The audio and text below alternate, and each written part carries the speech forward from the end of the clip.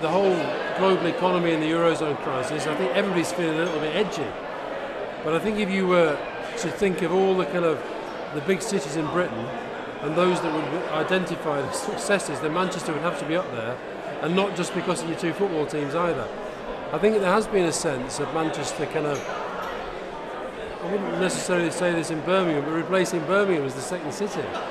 I mean, it's a vibrant place. You've got firms here tonight that are going to be celebrating real success and winning the Manchester Evening News Award. So I think that for all the challenges, for all the difficulties that are out there at the moment, I think you can sense that there are people and companies who are optimistic, and with reason to be optimistic.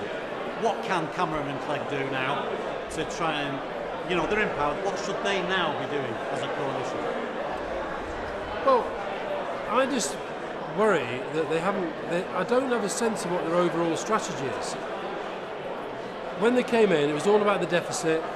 They were so political, it was all about blaming Labour. Now it's all about blaming Europe. But actually, what the country wants is a strategy for growth. What these guys here tonight want is a strategy for growth.